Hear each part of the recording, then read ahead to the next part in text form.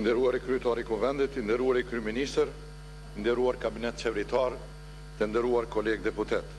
Më lejoni që të paraqes qëndrimet e grupit parlamentar të LDK-s lidhur me projektin e ligjit që po diskutojmë sot.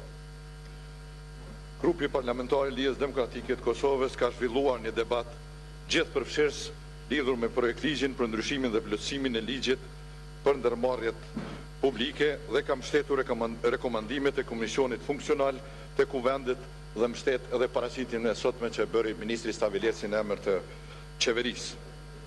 Andaj edhe i propozon Kuvendit që ta aprovojë këtë dokument, duke u angazhuar që gjatë leximit të dytë të bëhen përmirësimet e nevojshme nëpërmjet amandamentimit kryesisht lidhur me çështjet që janë adresuar në raportin e komisionit. Grupi parlamentar i Lidhjes Demokratike të Kosovës konsideron se nxjerrja e këtij ligji ka një rëndësi të veçantë për disa arsye.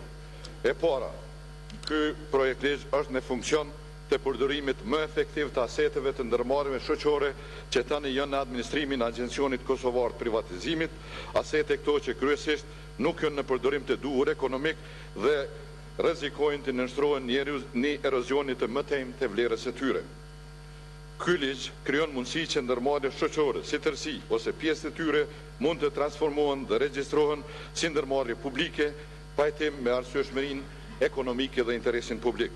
Ndërmarrjet e caktuara shoqërore se toka dhe asete që janë tani në pronësi shoqërore do të mund të përdoren më racionalisht në bazë të ligji në mënyrë efektive duke u transformuar në ndërmarrje publike, sidomos për shembull në shëndetësi, në arsim, në kulturë, në sport, në tokë për qasje më të lehtë të bizneseve e me shumë nga këto probleme ballafaqohen sidomos komunat.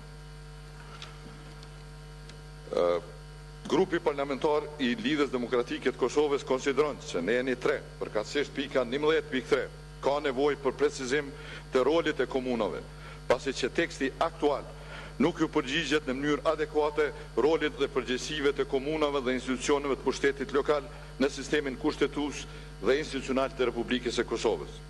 Pra, roli i komunave në këtë proces të transformimit të ndërmarrjeve shoqërore në ndërmarrje publike duhet të përkufizohet dhe limitohet vetëm për ndërmarrjet publike të karakterit komunal, ku adresohen nevojat dhe interesat e qytetarëve të karakterit lokal.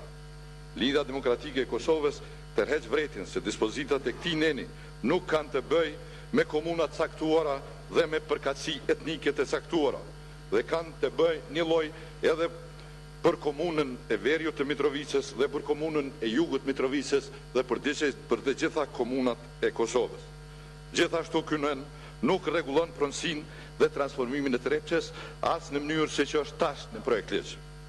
Të dyja këto çështje fatkeqësisht janë prezantuar dhe shtrembruar nga forcat caktuara politike dhe media dhe janë përdorur për të ndezur emocione dhe në demonstratat e paradokoshme. Lufta politike në Kuvend dhe gjetju është legjitime, përderisa nuk shërbehet me shtrembrime dhe manipulime, qofshin edhe ato pavetëdijshme, pa qëllimshme. Në 2, ligji ka një rëndësi të posaçme, pasi një rekomandim të mëhershëm të Kuvendit, të iniciuar nga Lidhja Demokratike e Kosovës në vitin 2013, i cili ka dështuar të realizohet për të nxjerrur ligjin e veçantë mbi Trepçën, tani e bën realitet dhe e forcon si një obligim ligjor. Trepça është një ndërmarrje me interes posaçëm shoqëror për shkak të dimensionit dhe kompleksitetit të saj si pasuri kombëtare. Për adresimin e këtyre dimensioneve të interesit posaçëm për këtë ndërmarrje nevojitet një strategji dhe nxjerrje e ligjit sipas kësaj strategjie në frymën e një interesi më të virë publik. Duhet jemi të vetëdijshëm se hartimi i strategjisë kërkon disa muaj dhe ne presim që qeveria ta bëjë këtë dhe ta sjellë në Kuvend. Po theksoj edhe një herë se i gjithë kompleksiteti i çështjeve kërkon një debat të argumentuar në Kuvend, duke i përfshirë në procedurën e debatit në Kuvend edhe konsultimin dhe dëgjimin publik të aktorëve të interesuar, përfaqësues edhe të menatorëve, strukturat menaxheriale të Trepçës, ekspertët ligjor ekspertët e tregut, ekspertët e teknologjisë, ekspertët e financave, shoqërinë civile. Zgjidhjet për Trepçën dhe transformimin e saj do të bëhen në mënyrë transparente, të përgjegjshme dhe në interesin më të mirë publik. Se cili është interesi më i mirë publik, do të përkufizohet me strategjinë e zhvillimit të Trepçës që në të vërtet përbën një studim fizibiliteti për të ardhmen e Trepçës. Dhe ky studim duhet të përvijojë mundësitë zhvillimore të saj në dritën e zhvillimeve të reja në treg, teknologji dhe financa. Nuk ka dyshim se këto mundësi janë evidente dhe të mëdha, por sot ne nuk e dim dimensionin e tyre. Kjo strategji dhe studimi i fizibilitetit duhet të na bëjë procesin ton të vendimmarrjes të informuar dhe të transparent dhe ta zhvesh këtë proces nga çfarë domitizimi dhe gjoja konspiracioni. Ne mund të kemi dallime edhe këtu në kuvent dhe gjetju se cili është interesi më i mirë publik sot dhe interesi më i mirë publik për gjeneratat e ardhme. Sepse kur vendosim për Trepçën, ne nuk vendosim vetëm për gjeneratat e sotme. Interesi publik i Trepçës ka të bëjë thellësisht edhe me interesin e gjeneratave të ardhme. Për shembull, duhet të diskutohet, a është interes publik shtetëzimi i Trepçës, siç mendojnë disa apo siç frigohen disa. A është interes publik që Trepça të ngjelë në nivel të ulët dhe primitiv të eksploatimit dhe përpunimit të metalëve?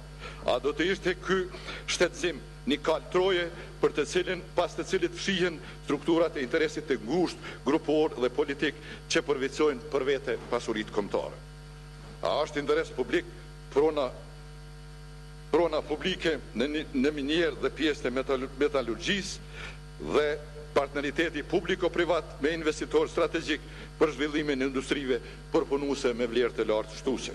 Cili është interesi publik në secilin prej 22 entiteteve që përvojnë Trepçën dhe sot hyjnë brenda Trepçës, pra, cilat duhet të mbesin brenda Trepçës, cilat duhet të shkojnë jashtë Trepçës dhe çka duhet të bëjmë me to.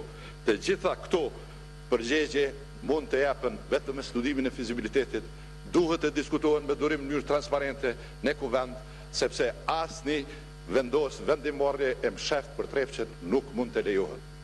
Te nuk e lejon as ky kuvent, te nuk e lejon as populli i Kosovës. Ju falenderoj.